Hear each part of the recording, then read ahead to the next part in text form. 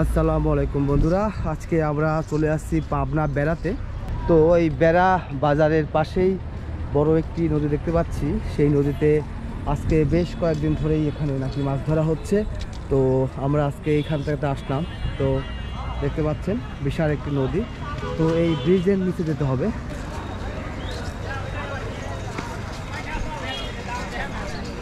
এটা হচ্ছে বেড়া বাজার, দেখতে পাচ্ছেন। তো এই বাজারের পাশেই যে একটি বড় ব্রিজ রয়েছে, দুইটা ব্রিজ এখানে।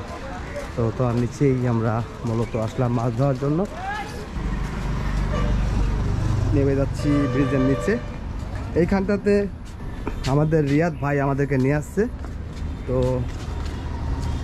খুবই অন্যরকম জায়গা এবং নোংরা জায়গা। এখানে মেবি এই বেড়ার যত পৌরসভার মালামাল ময়লা আছে সেগুলো ফেলা হয়। তো এমন একটি জায়গায় আমরা চলে আসলাম। আমাদের রিয়াদ ভাই আমাদেরকে এই জায়গায় নিয়ে এসেছে। সাথে আছে বিখ্যাত বাবু ভাই, আছে কাকা। অলরেডি একজন মাছ ধরতেছে দেখতেছি। মাছ পাইছেন নাকি ভাই? এখনো পাইনি। এই যে আমাদের বিখ্যাত বাবু ভাই, খাবি দেন কাকা। মাছ আছে রিয়াদ ভাই নিয়ে যান। হ্যাঁ, বুলটা নিয়ে যান। আসসালামু আলাইকুম ভাই, কি অবস্থা? আসলাম। কই মাছ লাগ? কই মাছ? রে ছোট ছোট ট্যাংরা মাছ আছে না, জিএল আছে প্রচুর করে। এই নদীর নাম হচ্ছে ইসামতি নদী। তো বেড়া যে ব্রিজটা রয়েছে সেই ব্রিজের নিচে রয়েছে। এই একটি ব্রিজ আছে মানে পরিত্যক্ত, এই ব্রিজে আর লোকজন যায় না, গাড়ি ঘোড়া যায় না। আরেকটি নতুন ব্রিজ হয়েছে, ঠিক তার পাশেই আমরা রয়েছি। আমরা এখন প্রস্তুতি নিচ্ছি। আমাদের বিখ্যাত বাবু ভাই সবগুলো হুইল রেডি করে ফেললো এবং এই জায়গাগুলো খুবই নোংরা।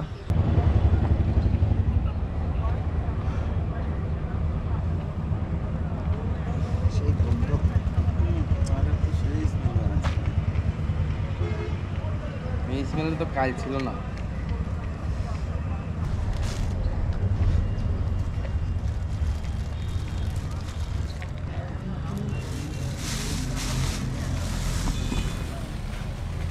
তো আমরা চার ফেলে দিব।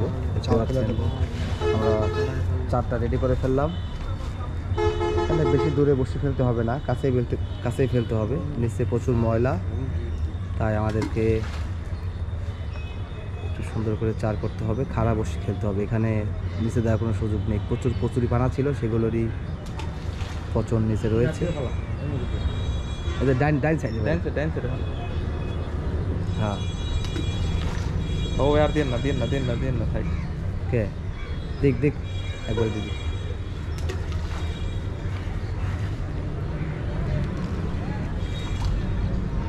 না সুই বল লাগায় নাই তো।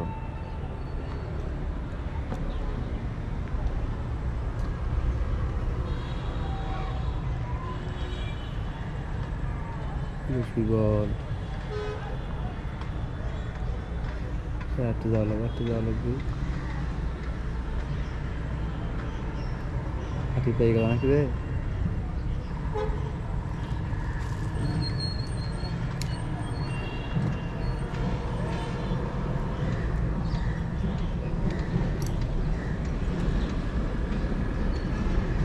মুলার স্ট্যান্ড আছে কিন্তু ভাই, স্ট্যান্ড কি হবে?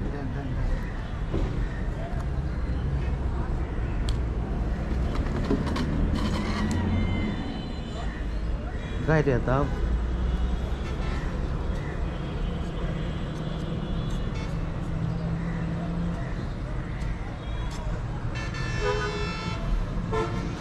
খুবই অদ্ভুত ব্যাপার যে ইসামতি নদী, এত বড় একটি নদী, যে নদীর নাম আমরা বইয়ে পড়েছি, সেই নদীতে দেখতে পাচ্ছেন অনেকগুলো বাঁশ, মানে পুকুরের মতো দুই পাশে ঘেরা দিয়ে এখানে মাছ চাষ করা হয়।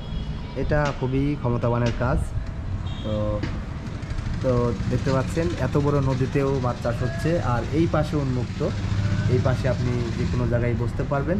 তবে আমাদের বিখ্যাত বাবু ভাই একটু সুন্দর জায়গায় বসেছে, সেখানে বসে সে চেষ্টা করতেছে। আর আমি আর আমাদের জাতির কাকা এই দুজন আসলাম হচ্ছে ব্রিজের নিচে। তার মানে বেড়া যে নতুন একটি ব্রিজ হয়েছে, পুরাতন পাশে একটা দেখতে পাচ্ছেন, ওইটা নয়, নতুনটা নিচে আমরা আছি। এখানে এই যে প্লামের উপর বসে আছে, আশা করতেছি এখান থেকে আমরা মাছ ধরে ফেলবো। কি দাদা? একদম শিওর। কোনো কথা হবে না। যেহেতু এই পাশে ঘেরটা রয়েছে, ঘেরের পাশে যদি একটি মাছ আসে আমাদের বসি খাবে। আর জায়গাটা অসম্ভব সুন্দর, নদীতে এখন যথেষ্ট পানি রয়েছে, কিন্তু লক্ষণীয় হচ্ছে প্রচুর নোংরা, এত বেশি নোংরা কল্পনাও করতে পারবেন না। পানি আসার আগে বা পানি যখন কমে যায় তখন যদি কচুরিপানা অতিরিক্ত থাকে তাহলে কিন্তু এই ঘটনাটা বেশি ঘটে। মানে নদীর তলদেশে এত পরিমাণ কচুরিপানা পচে ওখানে দেবে যায় যে আর বলার মতো, যেখানে আর মাছ ধরার মতো কোনো কায়দাই থাকে না।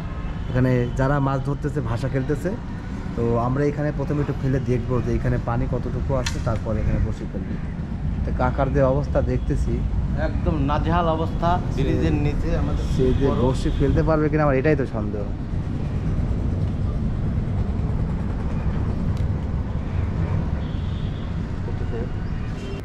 আমরা আবার চলে আসলাম আমাদের বিখ্যাত বাবু ভাইয়ের কাছে। আমরা ওইখানে চেষ্টা করলাম, প্রচুর চায়না জাল, তাই আমরা আর ওখানে আমরা থাকতে চায়না পারলাম না। জালের স্বর্গ রাজ্যে ছিলাম। ওইখান থেকে আমরা আবার সুন্দর একটি আবর্জনার মধ্যে এসে বসেছি। শুকনা গুয়ের ফ্লেভার চারিদিকে। কিসের ফ্লেভার? শুকনা গু। তুই নাক ধরে আছিস কেন? না, এই নে, আমাদের মিজান এই জায়গায় প্রথম থেকে এসে তার অবস্থা এরকম। এত গন্ধ, খুব এখানে ভালো ফ্লেভার এই জায়গায়। শুকনা গন্ধে গু। এই অবস্থা। আর রিয়াদ ভাই তো একদম মাটিতে লেপটে বসে পড়েছে, বাবু ভাইও সেম। সঞ্জয় ভাইও খুব তারা টেনশনে আছে, একটা মাছও ধরতে হবে। কখন ধরবে? আর মাছ তো নন স্টপ করে জিম খেলতেছে। এই মুহূর্তে ছেড়ে দে। কি কন ভাই, আপনার এলাকায় আসলে আপনারা আমার খেলা থেকে চলে যাচ্ছেন মানে কি?